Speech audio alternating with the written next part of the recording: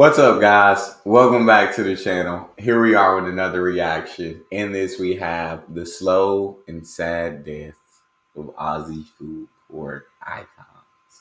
Before we dive into the video, if you guys happen to enjoy, please don't forget to subscribe, give the video a thumbs up. Let's see what Aussie food court icons y'all had. Ever walked through a shopping center and thought, wasn't there a donut king here? Or maybe you spotted a Gloria jeans you hadn't seen in years. Their lights off, sign fading, and a lonely for lease sticker on the window. If you're an Aussie who grew up grabbing cinnamon donuts after school, or treating yourself to a caramel latte that definitely wasn't artisan, well, they were all under the umbrella of a fast food empire that once owned the Aussie food court, that now is barely holding on. That empire is Retail Food Group, or RFG. You might not know the name, but you definitely know their brands. Donut King, Michelle's Patisserie, Brumby's, Gloria Jeans, Crust Pizza, Pizza Capers, DeBella Coffee, The Coffee Guy, and Cafe To You. All of dang, all of them fell under Jay's Louis, and they used to own the food courts. Did people just stop eating these foods? them sit under RFG's once mighty portfolio. And at its peak, this company was the kingpin of franchised food in Australia. It looked like Today though, their stock is trading for literal cents. Stores are vanishing from malls across the country. Franchisees have walked away and customers, well, they stopped caring. So what went wrong? Why did one of Australia's biggest food franchising groups go from mall royalty to cautionary tale? Let's roll back the clock. That's a good question. RFG was born in 1989, quietly operating out of the Gold Coast.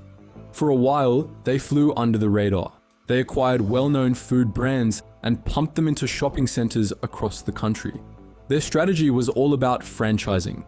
RFG licensed out the brands instead of operating them themselves. They sold the ingredients, took a cut of the sales, and called it a day. In theory, it was a genius plan. It was recurring income with minimal overhead. Let franchisees take the risk, and RFG just keeps clipping the ticket. I feel like that's definitely a great business model for the one. Hey, yeah, franchisees take care of all the expenses, and make sure we just get our cut at the end of the month. We get our percentage for allowing you to be a franchisee. And so you get so many franchisees, and then you have all of these franchises under your belt. It's like, God, you're just raking it in at that point, just recurring income. Just, oh my day. They earned revenue from franchise fees, royalties, marketing contributions, and by selling branded products, often at a premium, back to their own stores. It was franchising on steroids. I see. By the early 2010s, RFG had exploded. Their brands were everywhere. A Gloria Jeans in every food court, a Donut King next to every supermarket, a Crust Pizza on every second delivery app. By 2013, their stock was trending upwards as investors were thrilled and analysts praised the aggressive growth. It was a retail dream machine. But that dream had a dark side, and it was about to unravel. Behind the scenes, franchisees were drowning. Many reported being locked into long-term contracts that felt less like partnerships and more like traps. Fees kept stacking up. Royalties, advertising, ingredients, and sometimes even rent were all controlled by RFG. Some franchisees were struggling to pay themselves a living wage. Others were operating at a loss but couldn't get out without walking away from everything they'd built. I just don't understand. It's like, as the franchise, like as the top person, like, don't you want your franchisees to be able to continue working so you can continue earning? Or do you just figure if they walk away, then you'll just get the next person in and you'll drain them? And I just feel like put it at a good price for franchisees to be able to, for everybody to win. When everybody wins, you're going to win. I had a mentor who used to always say the fastest way to to become successful is by giving others what they want. Get a franchise, let the franchisees win. Because if they win, you win. And then RFG did something that pushed the entire model to the edge. They started opening more stores. sometimes right next to existing ones. What? Franchisees weren't just fighting Oh their my usual days. competition, they were fighting their own company as well. Because for RFG, every new franchise was a short-term cash injection, a big fee up front and more products sold into the system. But in the So long stupid. term, It's not it meant sustainable. oversaturation, Yeah. cannibalized sales, and a house of cards held up by new signups instead of sustainable growth. And it all came crashing down in December 2017. That's when the Sydney Morning Herald dropped a bombshell investigation. The article, titled Cup of Sorrow, The Brutal Reality of Australia's Franchise King, was published, and it peeled back the curtain on what was really happening inside RFG. Franchisees shared heartbreaking stories of lost homes and failing marriages. People who had bet Dang. everything on their dream business were now bankrupt, all while RFG kept collecting its fees. The report accused the company of turning its franchise network into a profit machine for shareholders at the Wow. expense of real people's livelihoods. The public reaction was immediate, and it was brutal. RFG's share price had collapsed, wiping out hundreds of millions in market value. Within months, it had fallen to double digits, and eventually to single digits where it sits today. As of the recording of this video, it hasn't recovered. But the scandal wasn't the only thing working against RFG, because while the headlines were hammering the company, the food world around it was transforming. Oh. Shopping centers, the beating heart of RFG's empire, were losing relevance. Malls that were once bustling on weekends now had more for lease signs than customers. Yeah. And then, of course, COVID arrived and turned the slow bleed into a crisis. I People definitely, weren't hanging out in food courts anymore. They were ordering online. I definitely done been to malls where it's just like you start seeing too many stores, too closing. At some point, you know, the mall is going to be closing. Once too many stores start closing, so and I assume stores start closing, less business, less foot traffic. People just aren't coming anymore. So, oh dang, yeah, that COVID, they was already on the brink of collapse, and I feel like COVID just probably pushed it over the edge. Supporting local cafes, or skipping overpriced chains altogether. At the same time, Aussie consumer tastes were evolving fast. People wanted fresh, ethical, Instagrammable food. Things like small batch coffee, handmade pastries, and sourdough everything. In that world, Gloria Jeans started looking like a joke. Michelle's was stuck in 2006. And unless you were chasing nostalgia or dragging your kid through a Westfield, you weren't going to a Donut King on purpose.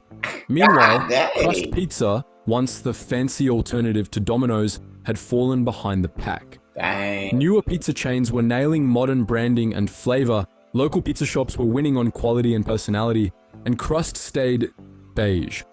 So, with declining relevance, failing franchisees, and a destroyed public image, could RFG bounce back? No. Well, they tried. To be fair, they really tried. The company brought in new leadership, they restructured debt, sold off DiBella Coffee, and promised franchisees a new era of transparency and support. There were talks of store revamps, menu overhauls, digital ordering platforms, all the buzzwords you'd expect in a turnaround pitch. But here's the thing. When your core business model is built on volume over value, it's hard to fix it by polishing the surface. Because the real issue wasn't the donuts or the coffee or even the branding, it was that the system put corporate profits ahead of franchisee success. There you go. That trust between corporate and franchise. Greed is just a powerful thing, but I think my thing is just as a person at the top, I'd want, and if I was in a percentage of everyone's success, everyone's story, I would do everything in my power to help all these businesses, all these franchisees be as successful as possible. Because in helping them, you're helping yourself. But what doesn't help is when they're going bankrupt, is when they're constantly losing money. They're not coming to work excited anymore. Right? And so I would definitely not be charging all the ridiculous fees and allow these franchisees to win and be successful. And it may not be as much money as you consistently adding people, but in the long term, right, that reputation will be there and it'll be consistent money. a consistent flow of money each month, which is better than up and down, up and down. Franchisee was broken. And without trust, you don't have a network. You just have a bunch of people trying to leave. So where does that leave RFG today? Well, the company's still listed on the ASX, still technically in business, and yes, a few stores are still open. But let's be honest, the golden years are long gone. Walk through almost any mall in Australia and you'll see the signs. A Donut King with no one in line, a Michelle's Ooh. Patisserie that looks like it hasn't had a fresh delivery all week, Oh. or a Gloria Jeans with one tired barista and a forgotten playlist echoing off the empty tables. The brands are still standing, but they're not exactly thriving. There's no real investor hype anymore, no exciting turnaround story.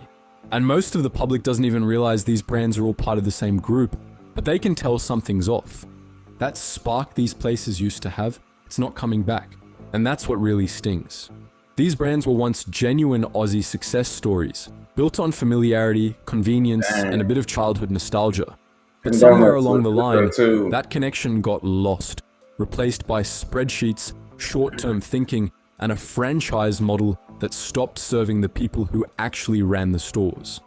In the end, the collapse of Retail Food Group is a warning to every company chasing rapid expansion without taking care of the people at the core of the business.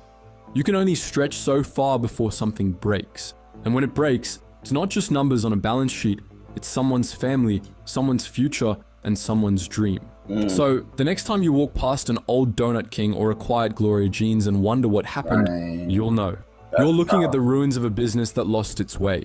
It forgot to put people first, and in their industry, that comes with a high cost. In RFG's case, that's hundreds of millions of lost valuation and the loss of trust in their brand. So what do you think? Let us know your thoughts in the comments section below and let's discuss. And if you enjoyed this story, give us a thumbs up, hit subscribe, and don't forget to ring that bell so you never miss out on more deep dives like this. Thank you guys so much for watching, and as always, stay curious. So much money that was lost. So much. Due to greed. Ugh.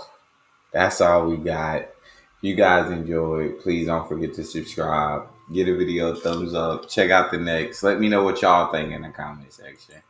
I'll see y'all next.